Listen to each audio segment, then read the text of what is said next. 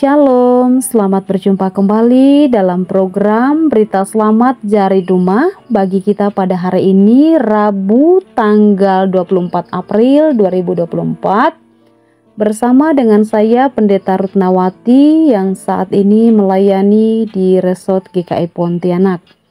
Firman Tuhan bagi kita pada saat ini diambil dari kitab Mika pasal 7 ayat yang ke-7 sampai dengan ayat yang ke-20. Ada dua perikop di sini. Perikop yang pertama tentang pengharapan baru bagi Sion. Dan perikop yang kedua tentang doa minta tindakan dan belas kasihan Allah. Sebelum kita bersama-sama merenungkan firman Tuhan ini, mari kita bersatu di dalam doa, kita berdoa. Tuhan Yesus yang baik, terima kasih untuk hari ini. Terima kasih untuk kesehatan, untuk kekuatan dan nafas kehidupan yang Tuhan berikan bagi kami dan kami rasakan sampai detik ini. Jika saat ini ya Tuhan, kami mau mendengarkan firman-Mu, berkati hati kami, sehingga firman Tuhan yang disampaikan kepada kami dapat berakar, bertumbuh dan berbuah di dalam kehidupan kami. Di dalam nama Yesus kami berdoa dan mengucap syukur, haleluya, amin. Demikian bunyi firman Tuhan dari Mika pasal yang ke-7 ayat yang ke-7 sampai dengan ayat yang ke-20. Pengharapan baru bagi Sion. Tetapi aku ini akan menunggu-nunggu Tuhan, akan mengharapkan Allah yang menyelamatkan aku. Allahku akan mendengarkan aku. Janganlah bersukacita atas aku, hai musuhku. Sekalipun aku jatuh, aku akan bangun pula. Sekalipun aku duduk dalam gelap, Tuhan akan menjadi terangku. Aku akan memikul kemarahan Tuhan, sebab aku telah berdosa kepadanya, sampai Ia memperjuangkan perkaraku dan memberi keadilan kepadaku, membawa aku ke dalam terang sehingga aku mengalami keadilan. Musuhku akan melihatnya, dan dengan malu ia akan menutupi mukanya. Dia yang berkata kepadaku, di manakah Tuhan Allahmu? Mataku akan memandangi dia. Sekarang ia diinjak-injak seperti lumpur di jalan. Akan datang suatu hari bahwa pagar tembokmu akan dibangun kembali. Pada hari itulah perbatasanmu akan diperluas. Pada hari itu orang akan menghadap engkau dari Asyur sampai Mesir, dari Mesir sampai sungai Efrat, dari laut ke laut, dari gunung ke gunung. Tetapi bumi akan menjadi tandus oleh karena penduduknya, sebagai akibat perbuatan mereka. Doa minta tindakan dan belas kasihan Allah. Gembalakanlah umatmu dengan tongkatmu, kambing domba milikmu sendiri, yang terpencil mendiami rimba di tengah-tengah kebun buah-buahan. Biarlah mereka makan rumput di Basan dan di Gilead, seperti pada zaman dahulu kala, seperti pada waktu engkau keluar dari Mesir. Perlihatkanlah kepada kami keajaiban-keajaiban. Biarlah bangsa-bangsa melihatnya dan merasa malu atas segala keperkasaan mereka. Biarlah mereka menutup mulutnya dengan tangan dan telinganya menjadi tuli. Biarlah mereka menjilat debu seperti ular, seperti binatang menjalar di bumi. Biarlah mereka keluar dengan gemetar dari kubunya, dan datang kepada Tuhan kami dengan gentar, dengan takut kepadanya. Siapakah Allah seperti Engkau yang mengampuni dosa, dan yang memaafkan pelanggaran dari sisa-sisa miliknya sendiri, yang tidak bertahan dalam murkanya untuk seterusnya, melainkan berkenan kepada kasih setia. Biarlah Ia kembali menyayangi kita, menghapuskan kesalahan-kesalahan kita, dan melemparkan segala dosa kita ke dalam tubir-tubir laut. Kiranya Engkau menunjukkan setiamu kepada Yakub dan kasih-Mu kepada Abraham, seperti yang telah Kau janjikan dengan bersumpah kepada nenek moyang kami sejak zaman purbakala. Demikian jauh pembacaan Alkitab untuk kita pada saat ini, yang dikatakan berbahagia ialah setiap kita yang mendengarkan firman Allah dan yang memeliharanya dalam kehidupannya.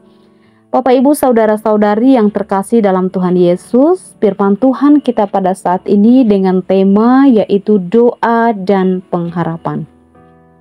Doa dan pengharapan adalah dua hal penting yang wajib kita lakukan di dalam kehidupan kita. Doa merupakan komunikasi kita dengan Allah. Jadi, saat kita berkomunikasi dengan Allah atau ketika kita berbicara dengan Tuhan, itu dinamakan doa. Orang percaya juga mengartikan doa sebagai nafas kehidupan. Itu artinya kita ada sampai saat ini itu karena doa, Bapak Ibu. Bapak Ibu yang terkasih dalam Tuhan, perlu kita sadari bahwa firman Tuhan kita pada hari ini merupakan doa yang dinaikkan oleh Nabi Mika kepada Allah, agar Allah bertindak memulihkan umat Israel dan memberikan belas kasihannya kepada mereka.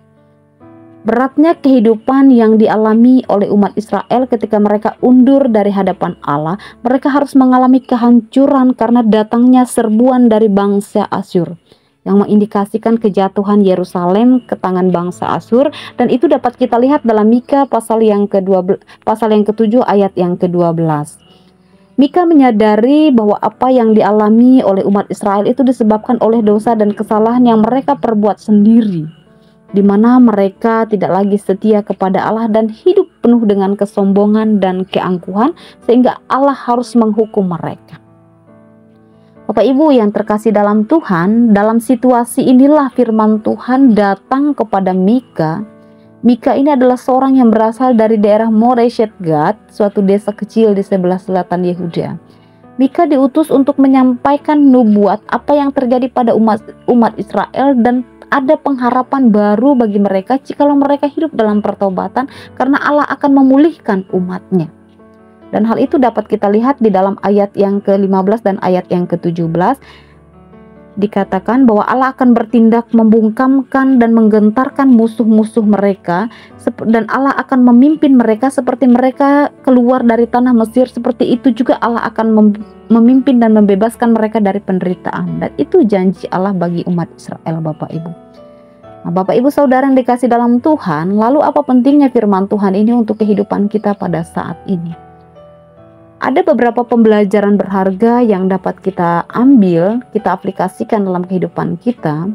Yang pertama, kita mau belajar bahwa Allah sangat membenci dosa dan akan menghukum orang yang melakukan dosa.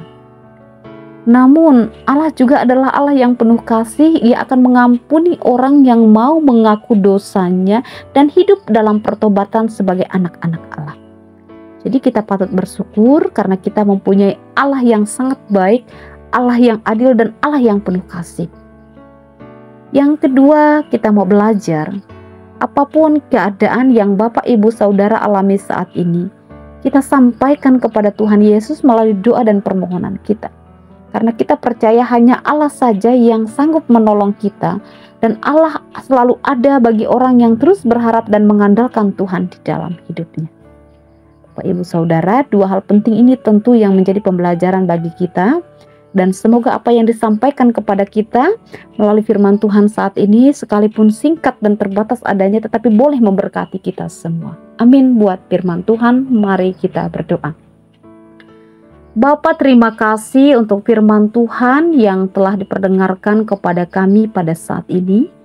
Biarlah apa yang telah kami dengar semuanya tidak berlalu sia-sia begitu saja, melainkan dapat kami lakukan dalam kehidupan kami, karena kami percaya melakukan firman Tuhan adalah ibadah yang sejati. Dan kami juga berdoa, menyerahkan segala aktivitas pekerjaan yang akan kami lakukan pada hari ini. Berkati ya Tuhan. Berikan hikmat, kebijaksanaan, kekuatan, kesehatan, akal budi, dan pengertian bagi kami, sehingga kami dapat melakukan tugas pekerjaan kami dengan baik. Berkati keluarga kami, berkati anak cucu kami, berkati kesehatan kami, berkati harapan dan cita-cita kami. Tuhan Yesus yang baik, kami serahkan hari ini ke dalam tangan kasih Tuhan. Hanya di dalam nama Yesus kami berdoa dan mengucap syukur. Haleluya. Amin.